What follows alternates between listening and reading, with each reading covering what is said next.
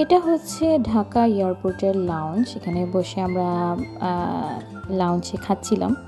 আমরা যাচ্ছি হচ্ছে থাইল্যান্ড, মালয়েশিয়া এবং সিঙ্গাপুর ট্যুরে। আমি, সামিন এবং সামিনের আব্বু।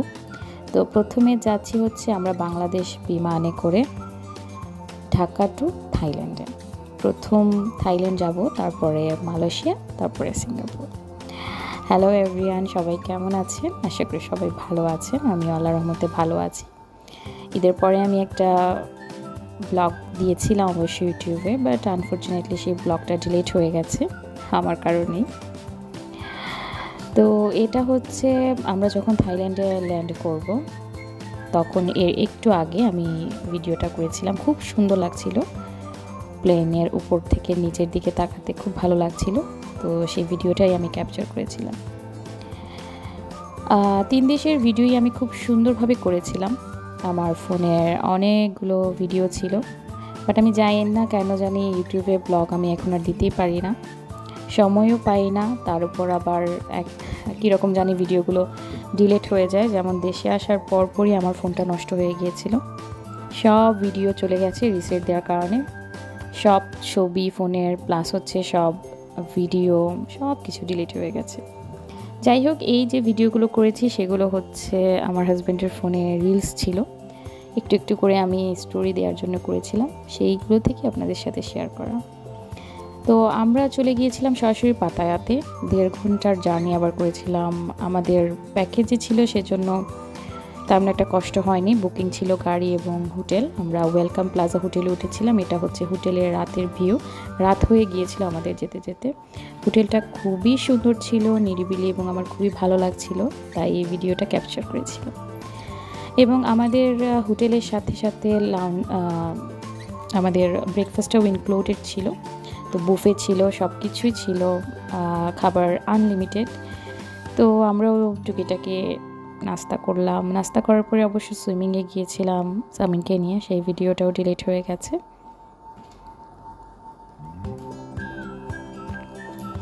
নাস্তা টাস্তা করে আমরা দুপুরের পরে চলে গিয়েছিলাম হচ্ছে একটা শপিং মলে। আমরা অবশ্য বিচে যাওয়ার উদ্দেশ্যেই বের হতে চাচ্ছিলাম, বাট পরে আমাদের ওখানে যে ভাইদের সাথে পরিচয় হয়েছিল ওনারা বললেন যে এই টাইমে না গিয়ে একটু বিকালের দিকে গেলে ভালো হবে, যেহেতু ওখানেও প্রচণ্ড গরম। সেই জন্য আমরা এই সুন্দর শপিং মলটায় চলে এসেছি।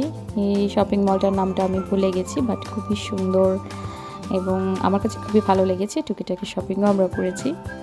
তারপরে আমি আসলে মন মতো শপিং করতে পারিনি, যেহেতু 3 দেশ, বাচ্চাও সাথে, এবং লিমিটেড ছিল আমাদের নেয়া। তো সে কারণে বেশি একটা শপিং না করলেও টুকিটাকি শপিং করেছিলাম। তো সামিন খুবই এনজয় করেছি পুরো ট্যুরটাই। আমরা 3 দিন থেকেছিলাম পাতায়াতে, খুবই সুন্দর টাইম গিয়েছে। এবং যারা থাইল্যান্ডের ফ্যামিলি নিয়ে আসতে চাইছেন, অনেক কিছু মাইন্ডে হয়তো বা কাজ করে। আসলে খুবই সুন্দর থাইল্যান্ড শহর, পাতায়া বিশেষ করে খুবই সুন্দর একটা জায়গা। ফ্যামিলি নিয়ে ইচ্ছা মতো আপনি রাত 7টা-8টা পর্যন্ত ঘুরতে পারবেন, কোনো সমস্যা নেই। এবং এয়ারপোর্ট ফেস করাটাও অনেক ইজি। আপনার সব কিছু কাগজপত্র ঠিক থাকলে এয়ারপোর্ট ফেস করাও একদম ইজি। তো আমরা এখন রওনা দিয়ে দিচ্ছি হচ্ছে পাতায়া বিচের উদ্দেশ্যে। বিচে চলে যাব। এখান থেকে মনে হয় আমরা যে হোটেলে ছিলাম এখান থেকে আধা ঘন্টা টাইম লেগেছে যেতে। তো ওখানে আমাদের হোটেলের সামনে যে রেস্টুরেন্ট ছিল, ওই রেস্টুরেন্টের একজন ভাইয়ের সাথে সামিন আব্বুর খুব ভালো একটা পরিচয় হয়েছে, এবং ওনার চাচাতো ভাই আমাদের নিয়ে যাচ্ছিলেন। আর এখানে অ্যাপস থাকলে আপনি অ্যাপসে উবারের মতো গাড়ি নিয়ে আসতে পারবেন। লোকেশন দিলে গাড়ি চলে আসে, তো গাড়ি পেতেও আপনার কোনো সমস্যা হবে না। তো আমরা কথা বলতে বলতে চলে এসেছি হচ্ছে বিচে বলতে আমরা একদম মেন যে জায়গায় ওখানে যাইনি, কারণ হচ্ছে সামিন সাথে এত জায়গার মধ্যে গরমও ছিল। রাতের বেলা আমরা গিয়েছিলাম বিচে। তো এখানে এসে দেখি খুবই সুন্দর। এখানে আবার ওদের পূজা করার একটা জায়গা ছিল, আর সামনের দিক থেকে অনেক সুন্দর বিচ দেখা যায়। মানে সামনের ভিউগুলো অনেক সুন্দর, মানে ছবির মতো সুন্দর আর কি। তো আমার কাছে বেশ ভালো লেগেছে। এবং প্রচণ্ড গরম ছিল। সামিনের আব্বু 3 কোয়ার্টার এবং টি শার্ট পরেছেন, আর আমি থাইল্যান্ড থেকে একটা কাফতান কিনেছিলাম, ওইটা পরেছি। কারণ আসলে এক এক জায়গায় জায়গা বিশেষ আপনার ড্রেস আপ চয়েস করতে হবে, সেটা অনেকেই জানে না। অনেকের আসলে কি বলবো, সেই সেন্সটা থাকে না, কোথায় কি পরতে হয়, কোথায় কি পরে যেতে হয়। এখন বিচের মধ্যে আমি শাড়ি আর আমার হাজব্যান্ড পাঞ্জাবি পরে গেল, জিনিসটা খুবই বেমানান লাগবে, মানুষ হাসাহাসিও করতে পারে। তো জায়গা বুঝে আপনাকে কাপড় চুজ করতে হবে। সব জায়গায় টিপটপ শুধু মানে যে ছেলেরা ধরুন টিপটপ শুধু শার্ট প্যান্ট শু এগুলো পরে, এখন মরা বাড়িতেও পরলো, বিয়ে বাড়িতেও পরলো, সব জায়গায় সেম। আসলে এদেরকে লিপস্টিক বলে। অনেকের আসলে সেই কমন সেন্সটা থাকে না। অনেকেই বলে যে অনেকেই দেখবেন যে খুব ফিটফাট সব সময়, বাট এরকম ছেলেদেরকে আমার একদমই পছন্দ না।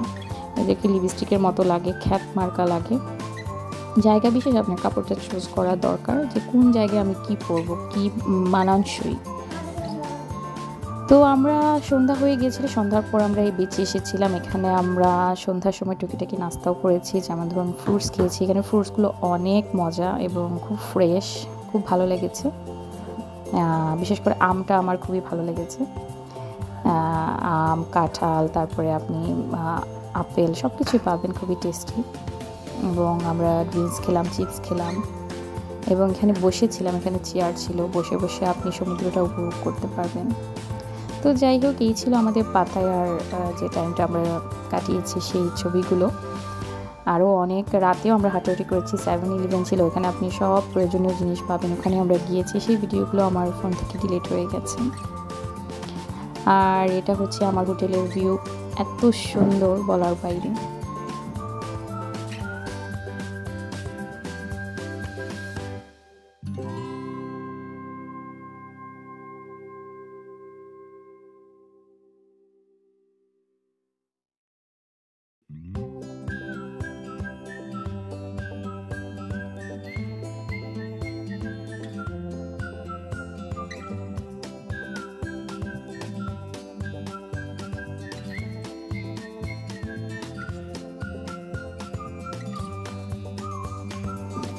তো 3 দিনের দিন আমরা রওনা দিয়ে দিয়েছিলাম হচ্ছে ব্যাংককের উদ্দেশ্যে। আমরা আসলে পাতায়াতে 3 দিন এবং ব্যাংককের জন্য 1 দিন চুজ করেছিলাম, কারণ আমরা জানতাম যে ব্যাংককে আসলে হালাল ফুডটা তেমন একটা পাওয়া যায় না। এবং আমরা যেহেতু নতুন যাচ্ছি, আমাদের সাথেও কেউ নেই, সো সেজন্য আমরা রিস্কটা নিইনি। সেজন্য ওখানে আমরা 1 দিনই থেকেছি।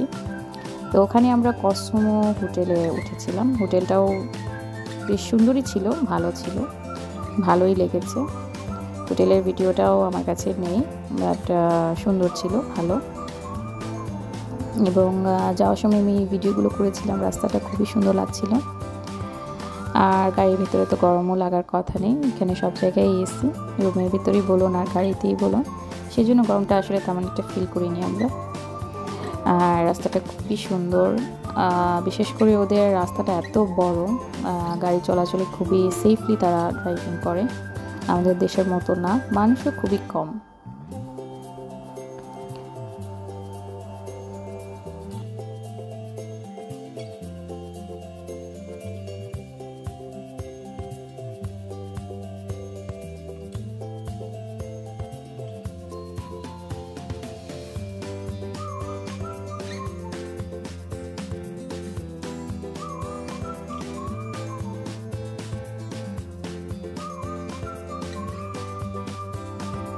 আমরা হচ্ছে হোটেলে এসে ফ্রেশ হয়ে তারপরে এখন খাবারের চিন্তা করলাম। তারপর এখানে দেখলাম যে একটা শপিং মল ছিল, তো আমরা এখানে চলে আসলাম, ঘোরাঘুরি করলাম। সামনে শপিং মলটা খুবই বড় এবং সুন্দর, এখানে সব কিছু পাওয়া যায়।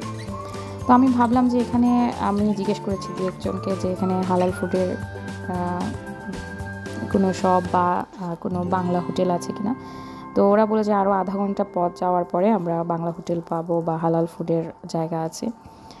তো সেই কথা চিন্তা করে এখন আধা ঘন্টার রাস্তা গিয়ে তো আমরা খাবার খেতে পারবো না। সেজন্য আমি চিন্তা করলাম যে আমি সামিনের জন্য যে পটটা নিয়েছিলাম, আমি ভেবেছিলাম যে ও বাইরের দেশে খাবারের সাথে অ্যাডজাস্ট করতে পারবে কি পারবে না, সেজন্য আমি আমার সাথে সব কিছু নিয়েছি এবং ওর ওষুধটাও নিয়েছিলাম। বাচ্চা থাকলে মেবি সব মারাই এগুলো চিন্তা করে। তো এই পটটা আমার কাজে লেগেছে হচ্ছে ব্যাংককে। আমি এখানে ফিশ কিনেছি এবং কাঁচামরিচ ধনেপাতা নিলাম, নিয়ে আমি একটা কারি এবং ভাত রান্না করেছিলাম। তো ওই দিন আমরা আসলে হোটেলেই খেয়েছি। এবং খুব ভালোই লেগেছে খেতে। আর এটা হচ্ছে শপিং মলের সামনে এবং এটা ভেতরের সাইড খুবই সুন্দর। আমরা আশেপাশেই ঘুরেছি ব্যাংককে, বেশি দূর কোথাও যাইনি। তো একদিন যেহেতু আর আমরা তেমন একটা চিনিও না, তো সেই জন্য আশেপাশে আমরা ঘুরেছি ব্যাংককে, ভালোই লেগেছে। আর থাইল্যান্ড শহরটা খুবই সুন্দর। আপনি যদি ভালো মন মানসিকতা হন তাহলে আপনার কাছে ভালো লাগবে, খারাপ হলে খারাপ, এটা সম্পূর্ণ আপনার উপর নির্ভর করবে। আমরা যেহেতু ফ্যামিলি নিয়ে গিয়েছি আমাদের কাছে ভালো লেগেছে। আর এটা হচ্ছে হোটেলের সামনে সামিনা আপু বসেছিল। আর সামিনা আমাকে পুরো ট্যুরটাতে অনেক শান্তি দিয়েছে। তো যাই হোক, এখন আমরা মালয়েশিয়ার উদ্দেশ্যে রওনা দিয়ে দিচ্ছি। মালয়েশিয়ার ব্লগটা শেয়ার করব আপনাদের সাথে এবং কোন দেশটা আমার সবথেকে ভালো লেগেছে সেটাও আপনাদেরকে একদম লাস্ট ভিডিওতে বলবো। সেই পর্যন্ত আপনারা ভালো থাকুন। আমার ভিডিওতে অনেক ভুল ত্রুটি হয়েছে, সবাই ক্ষমা সুন্দর দৃষ্টিতে দেখবেন। সবাই ভালো থাকবেন। আল্লাহ হাফেজ।